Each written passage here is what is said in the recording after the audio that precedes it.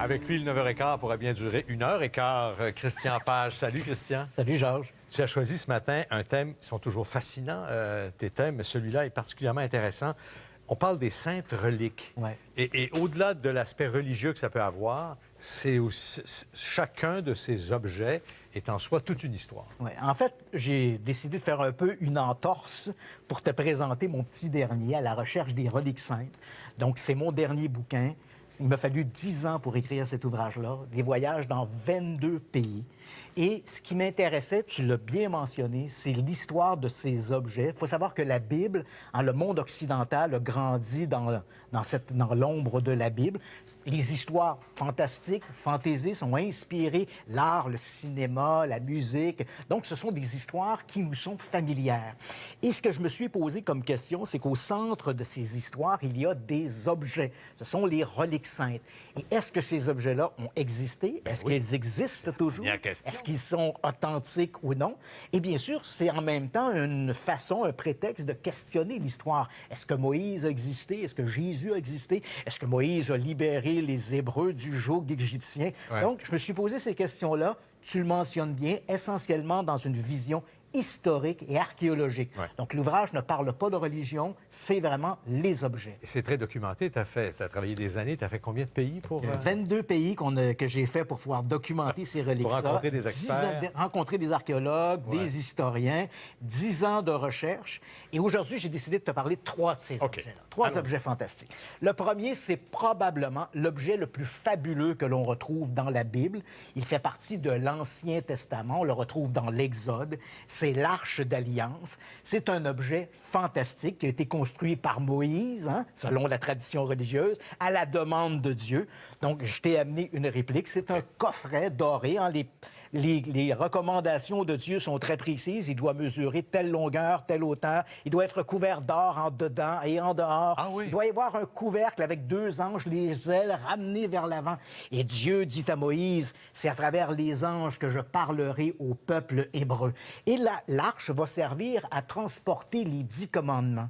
Mais c'est un objet plus fabuleux que ça. Lorsque les Hébreux, par exemple, sont dans le désert du Sinaï, c'est la lumière de l'arche qui les guide. À la mort de Moïse, l'arche va tomber entre les mains de son successeur, Josué. C'est Josué qui, avec l'arche, va traverser le Jourdain à gué. C'est le même Josué, durant la bataille de Canaan, qui, lorsqu'il va tourner autour de la ville de Jéricho, avec l'arche, va faire écrouler les murailles de Jéricho. Donc, cet objet-là, il est fabuleux. Est-ce qu'il existe? Voilà, c'est la grande question. On l'a si tous oui, vu, on il l'a est tous où? vu. On l'a tous vu dans Indiana Jones. Mais Ah oui. dans la réalité, on sait la Bible manque un peu d'informations. On sait que l'arche va être déposée dans le temple de Salomon.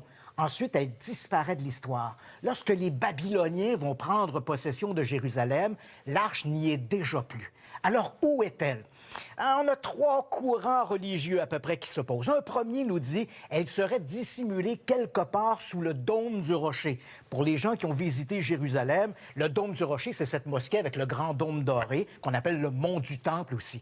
Mais évidemment, on me voit ici devant le dôme du rocher en question, il n'est pas question qu'on fasse de fouilles archéologiques sous le dôme du rocher. Très mal vu. Donc, oui, absolument. Donc, une tradition voudrait qu'elle soit en dessous du dôme du rocher. Une autre tradition voudrait qu'elle soit dans le désert du désert du Sinaï, non loin de l'Horeb, où Moïse a reçu les commandements de Dieu, ou encore dans une petite chapelle à Aksum, en Éthiopie, d'où la tradition chrétienne qu'on retrouve. Donc, on voit ici la fameuse chapelle à Aksum. Et là, l'histoire voudrait que le roi Salomon aurait eu une aventure avec la reine de Saba. Ils auraient eu un fils, Ménélik, qui aurait hérité de l'arche et qui l'aurait amené en Éthiopie. Non. Mais on n'a pas accès à la chapelle, donc pas accès à l'arche. Donc, c'est un espèce de fantasme qui n'est pas complété. Alors, pour les ébats de Saba, on finira ça une autre fois. Oui, absolument. La Sainte Lance? Oui, la Sainte Lance. Okay. C'est un objet qui est fabuleux. Elle est aujourd'hui exposée. Là, ici, on a une copie. L'original est exposé au musée de la Hofburg à Vienne. Et son histoire, elle est tout à fait fantastique, digne d'un roman. Là. On a à peu près On a des récits historiques qui nous parlent de la présence de la lance qui aurait percé le flanc du Christ en croix. Donc, on a des histoires dès l'Antiquité qui nous parlent que la lance aurait été vue à Jérusalem, ensuite à Constantinople. Mais on la retrouve aux alentours de l'an 1000 dans le trésor du Saint-Empire romain germanique. Et va arriver la Révolution française où à ce moment-là, l'arche est gardée en Allemagne, mais on a peur que les troubles français débordent de la frontière et on détruit les reliquaires parce qu'ils sont souvent faits de métaux précieux avec des pierres précieuses. Et on décide d'envoyer le trésor du Saint-Empire romain à Vienne. Mais après la Révolution française, les ententes d'autrefois ne tiennent plus. Le trésor est à Vienne et il reste à Vienne. Mais c'est sûr que ça fait fantasmer. Et durant la Deuxième Guerre mondiale, Hitler, qui s'est entouré d'une horde d'individus qui se fascinent pour l'occulte, dont notamment Heinrich Himmler. Himmler est persuadé qu'une armée précédée de la Sainte-Lance serait invincible. Donc, au moment où on annexe l'Autriche à l'Allemagne, on ramène le trésor du Saint-Empire romain en Allemagne. En fait, on va le cacher dans un cellier à Nuremberg. Et Himmler s'imagine déjà dans son château de Wewelsburg, tenant des cérémonies en brandissant la lance qui ferait d'eux les nouveaux maîtres du monde. Le trésor du Saint-Empire va être retrouvé par les Alliés le 30 avril 1945. Le jour même, à des centaines de kilomètres de Nuremberg, Hitler se suicide au bunker. Étrange coïncidence. Sur ce silence théâtral, allons faire un tour à Turin. À Turin. L'objet le plus controversé dans les grandes reliques saintes, et c'est un objet fabuleux. J'ai eu la chance de le voir 2 heures devant moi. Ça, c'est vraiment C'est facile. un linceul. Je ne l'ai pas ici parce que c'est une longue pièce de tissu qui fait 4,20 m sur 1,10 m de large. Ce qui est extraordinaire, c'est qu'on y voit l'image tête bêche d'un homme portant toutes les marques de la crucifixion. Et c'est clair, ça, tu l'as vu. Voilà. Et ce qui est extraordinaire de ces images, c'est que ce sont des images dont on a une impression de relief, une image 3D.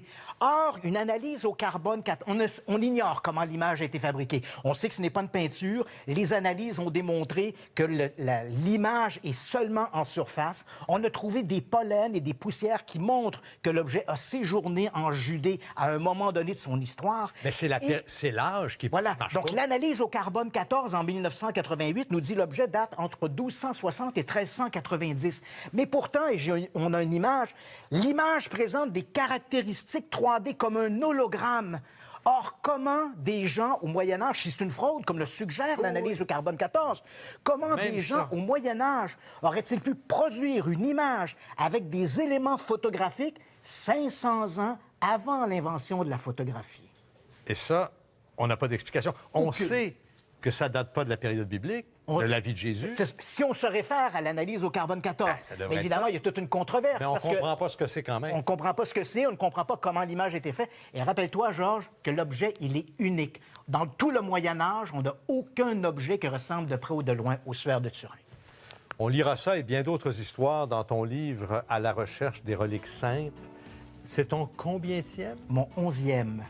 Il y a du travail derrière ça. Oui, absolument. Merci, Bravo, Georges. Christian. Toujours aussi intéressant. Merci.